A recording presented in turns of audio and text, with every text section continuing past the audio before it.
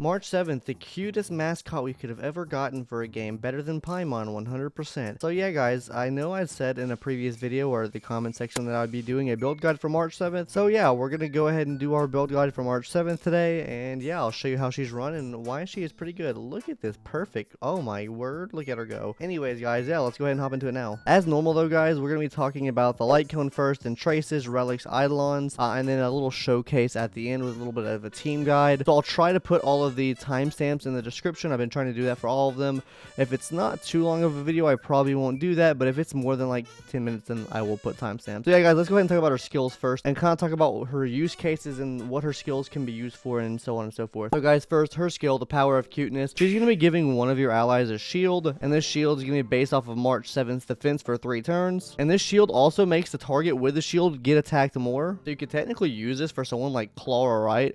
That you could put this buff on Clara, then Clara gets attacked more, meaning Clara gets more follow-up attacks off, and then so on and so forth. It's just pretty good for that. You get the cool little stacks up here. Hopping into her ultimate now guys, Glacial Cascade. It's an AoE attack. She's basically going to be dealing damage to all enemies and has a chance to freeze those enemies with a 50% base chance. And of course, while they're frozen guys, they will receive additional ice damage equal to a certain percent of March 7th attack at the beginning of each turn. So yeah guys, this is going to be an AoE freeze attack. Basically, you need to be building into effect hit rate essentially to be freezing all of the enemies so you can just, you know, stop them from doing their turns. And then guys, finally her talent, basically what the talent does is after a shielded ally is attacked, March 7th will immediately counter, and this effect can be triggered up to 2 times each turn. The reason why this is so good guys is because this can help break enemy shields, also freeze enemies on top of that. So yeah, this is just a really good effect all around. So you're getting a little bit of extra damage out and also breaking enemy shields that much faster. I won't talk about any of the bonus abilities right now. We'll talk about that when we get to the trace section in a minute. But yeah guys, let's go ahead and talk about the light cones now. Alright guys, hopping into the light cones now. The best light cone for is going to be Moment of Victory. This is going to be Japard's 5-star light cone. The reason why this one's so good guys is because it's going to be increasing the wearer's defense by 24% and also increasing the effect hit rate by 24% as well. This is also going to be kind of like taunting the enemies. It's basically going to want to make the enemies target the person with this light cone more, and when the wearer's attacked, it's going to give them an extra 24% defense until the end of the turn. So this means if you can use her shield, just bigger shields all around. Obviously this is best for Japard because you can use his ultimate to combo in with this and just to get a really big shield out, but this can also apply for March 7th as well because they both take use of the defense, giving a really big shield out, and also the effect hit rate is going to be really big for both of them as well because of the freezing they can do. Honestly guys, this is probably her second best in slot right here. This is going to be the day 1 of my new life. You do have to pull this through gacha. Fortunately, I got S2 of this. Basically, what this thing's going to be doing is increasing the wearer's defense, and also this is going to be increasing the resistance for all allies, meaning all type resistance. So basically, you're taking less damage throughout the whole team when you have this equipped. This is a full team buff. On top of that, you're getting the increased defense, so bigger shields as well. This doesn't help the effect hit rate out, but I mean, honestly, this is just really big and really good. This one right here is also pretty good, guys. This is a free-to-play light cone. We are Wildfire. At the start of battle, the damage dealt to all allies is decreased by a certain percentage for 5 turns. At the same time, it's going to restore the HP of all allies by a certain percentage. Yeah, so this is just really good, guys. So this is conditional, like it says. It's only available for the first 5 turns of battle, but decreasing the damage dealt to all allies by 12% is absolutely huge, guys. And yeah, this is just really good. This is a completely free-to-play light cone. You could definitely use this on her, and I think you would get some pretty good use out of this light cone just for a full team-wide buff. You could also try using Landau's Choice, guys. Landau's Choice is going to be better for Fire MC in my opinion because it's just going to be making the target be more likely to be attacked, which just kind of helps the Fire MC just get attacked more. But yeah, I mean, you could use this on March 7th as well, so yeah. I mean, you could use Textures of Memories just for the base stats, but honestly, the free-to-play light cone's a bit better than this one, in my opinion. Alright guys, so with those light cones out of the way, let's go ahead and talk about the traces now. Alright, so first we're going to talk about the bonus abilities and then how you should be leveling up the actual skills themselves. So yeah, let's go ahead and talk about the bonus abilities first. The first one here is going to be Purify, which the skill removes 1 debuff from an ally. This is super strong, guys.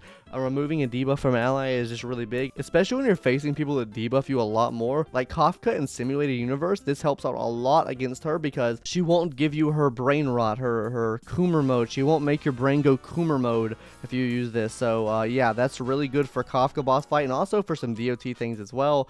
I remember one time I got killed by a DOT attack in 1 turn. So yeah, This can be really good, guys. The second one here is gonna be reinforcement. The duration of the shield regenerated from skill is extended for 1 turn. This is just kind of good, guys, because I mean it's gonna be increasing that shield duration that March 7th can actually provide. So instead of 3 turns, you get 4 turns, and this just makes it pretty good. And then finally, Ice Spell increases the ultimate's base chance to freeze enemies by 15%. This is just really good, guys, because freezing the enemy means they can move less and they won't do as much to you.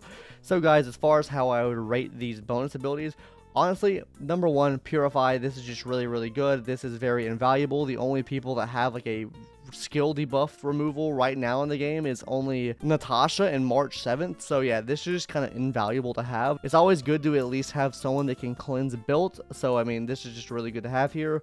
On top of this, guys, Ice Spell is going to be the second best because Ice Spell is going to be increasing that chance to be frozen, meaning you can lock the enemies down for more turns. After you lock the enemies down for more turns, that means you're just not getting attacked as often, which is really good, guys. Come on.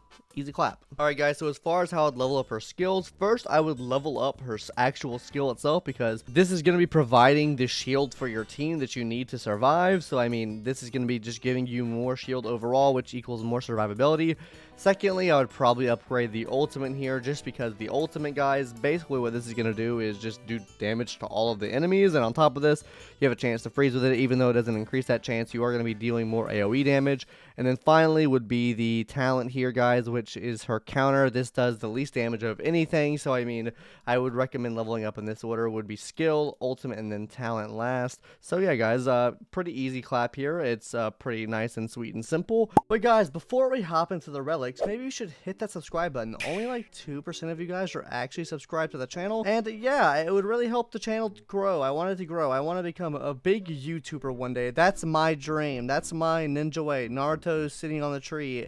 Activate now. Anyways, yeah, guys, subscribe if you can. If you don't, then that's fine too. Whatever. L+ ratio. And yeah, let's hop into the relics now. Alright, guys, so as far as relics goes, we're going to be using a 4-piece Purity Palace, which is your basic defense set that you can get. On top of this, guys, we're going to be using the planar set of Belobog of the Architects, just so we're getting some extra defense out for March 7th. This is going to give her a higher shield. That means her shield's going to be a lot stronger, which equals more survivability. Now, guys, as far as like the 4-piece set goes, this is literally just the set to use. Don't use anything else other than this defense set here.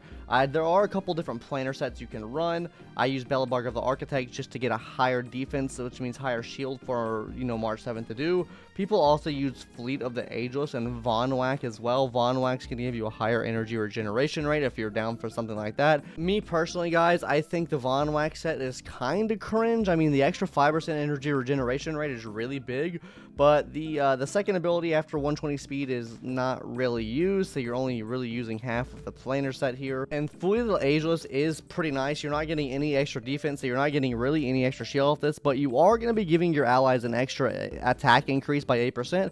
So this is a team-wide buff that could be used, which the second part of this passive is really good. I just find as though Belobog, you get to use all of the passive here, which is really nice. It scales off of effect hit rate, which you want to be building into her anyways. So I mean, yeah, really good. So guys, talking about some of the stats now, on the boots, I am running speed boots just to get her up and running as fast as possible, to put as many shields out as possible, because like I said, guys, she only shields one ally at a time. So the more we can get her up and shielding more allies, the better it's going to be for her. On the body here, guys, we're going to be running effect hit rate instead of defense. The reason I'm running effect hit rate is, I think, pretty obvious. To get freeze off more, we want to be able to freeze the enemy as much as possible with her skill and also with her ultimate move. This is just going to lock the enemy down, and this is just really good. If you are running into issues, though, where your shield's not strong enough for your allies, it could be good and beneficial to actually run defense here, but that's really just going to be up to you. Me personally, I like running effect hit rate over defense, but you have to do you at the end of the day. If the defense works better for you as far as shielding goes, then run defense. As far as our sphere goes here, guys, on our sphere, we're going to be running just defense here, guys. The defense here is really just for the extra shield here, so I mean, that's really good, and that's really all you need to run on the sphere here, and there's nothing really else that you would want to run here. And finally, on the link rope, guys, run energy regeneration rate, guys. Just get her ultimate back up as fast as possible, because you want to be able to hit her ultimate off as quickly as possible, because the ultimate can freeze the enemy, which means you basically CC them or lock them down for turns, which means they can attack and affect your shield that you have on your allies, which means they don't take damage. So yeah, energy regeneration, this is a non-negotiable up here as well. I just full energy regeneration right up here. I know it can be hard to get. But yeah, that's what I would focus on getting for the top piece. Alright guys, but with all the main stats out of the way, let's go ahead and talk about some of the substats that you want to get from March 7th. So as far as substats, guys, I would be focusing on getting defense, defense percentage obviously being the top #1 priority, effect hit rate being the second because you want to be able to freeze the enemy, speed being third to really speed up the play here and get her out and use her abilities faster. You could either go for a flat defense, or alternatively you could go for a break effect. Either of those work pretty nicely. The flat defense probably will be better than the break effect, but break effect, like I said, guys, can help you out because you probably will be breaking at least some of the enemy shields, so just having a little bit of extra damage when you break those shields could be kind of nice for her. Alright guys, but with the relics out of the way, let's go ahead and talk about the Eidolons now. Me personally, I only have an E1 March 7th, so yeah, we'll talk about all the good Eidolons now. E1, guys, is going to be every time March 7th uses an ultimate and freezes a target, she'll be regenerating 6 energy. This is just good for getting her ultimate back up faster. E2, guys, is upon entering battle, she's going to be granting a shield equal to 24% to an ally with the lowest HP that lasts for 3 turns. That means you get a free shield on the ally with the lowest HP, which is really big. E2 is huge, actually. E4, never forfeit again, is going to be basically increasing the amount of time she can counter per turn. On top of this is also going to be increasing the damage that she does from counters by 30% of March 7th's defense. This is really, really big too. And finally, guys, E6 is whenever the ally is shielded, this is going to be actually providing them healing. This is just absolutely huge. Her Eidolons are really, really cracked, so any Eidolon that you get for will be really good for her. So yeah, guys, absolutely cracked. Let's go ahead and hop into the character showcase now. Alright guys, hopping into our character showcase here, we're gonna be facing off against this silver main guard right here to kind of show off what counters can do, and also how you can pair this up with other like follow-up attacky characters like Clara, for example here. So what we're going to do is we're going to go ahead and buff up Clara here, so she'll be targeted more so for an attack, even with like AoE attacks here. As you can see, we get both the attacks off there. We have our ultimate up all ready for March 7th, so we're going to go ahead and use that. Maybe we can freeze a couple enemies here while we're at it. Yes, we froze the boss, and we froze the left enemy as well, which is just really good for us here. We're not going to use Clara's ability now. We don't need that. Alright, attack Clara again. We get the counter there, and we get another counter there. Like I said, we just keep getting those counters. If they did have a frost weakness or a ice weakness, then we would be actually damaging shield there, but we don't have that right now on him. But yeah, overall, still works out pretty well. I'm trying to save up the shield break on the silver main guard, so I can actually see what the attacks look like on the silver main guard. So I'm trying not to use an attack there yet. We're gonna do something kind of ballsy here. What I'm gonna do is I'm gonna buff myself up. Hopefully have the silver main guard attack me, or that too. Well, I didn't want, okay, well, we broke the shield, 14k damage from Clara. Let's go, easy clap. We do have the ultimate back up now though. Let's go, easy clap for Clara. Let's go, easy clap for March 7th. Let's go, we didn't freeze. But you get the gist of it, guys. Look at the shield she puts on here. I probably should have showed this earlier, but the shield we have a 1500 shield here, which is not too bad considering she's a 4-star, only level 60, and the kit is not fully built either. So yeah, I mean, pretty good all around so far for March 7th. Like I said, it's hard to showcase like a defense character, like a character like this. 1800 extra shield there. It's just really hard to showcase this. Yeah, bang. 322 damage. Yeah, like I said earlier, the follow-up attack damage doesn't do too well. That's why you might want to build into some break effect. So if you do break the enemy shield, then you'll do more damage. But yeah, overall, not too much damage there. But that's really all I'll show as far as like a character showcase goes. It's kind of hard to show like a preservation character and a character showcase because all they're doing is shielding, and it's kind of boring to watch. But yeah, overall, guys, like as far as team comps now that you can build for, I would honestly recommend just about any team comp. You can run just about any team comp with her. The only exception being Yanqing. You probably wouldn't want to run Yanqing on a team comp with March 7th. I mean, because it's kind of counterproductive to put a shield on him and then he gets targeted more. You really don't want that. So that would be the only exception I would say, is don't run Yanqing with March 7th unless there's a way to take aggro off of Yanqing here some more. Yeah, so it really, any team she works with, and she works fairly nice in just about any situation just because of the fact that she can freeze the enemies. Anyways, guys, that's gonna do it for our little build guide today on March 7th. Look how cute she is. And yeah, if you guys want to check out more build guides, there will be a build guide at the end of the video. Make sure you guys subscribe to if you haven't already. I would really appreciate that. Also, guys, there will be more build guides coming out on the channel. Also, should you summon videos and stuff like that too. So if you guys want to see that, then also subscribe for that. As far as build guides that I have planned, whenever the new Locha update releases, I do have a build guide I want to release on Pela, also Yukong, and then finally the what I don't even know the last person on the banner, QQ. Yeah. So yeah, I do plan on releasing build guides every time like a new banner comes out for the 4-star characters for those banners. So yeah, that's the plan there. Anyways, that's gonna do it for today's video. Hope everyone enjoyed. March 7th appreciates it. She's not looking down at you at all, but yeah, have a good one. Bye bye.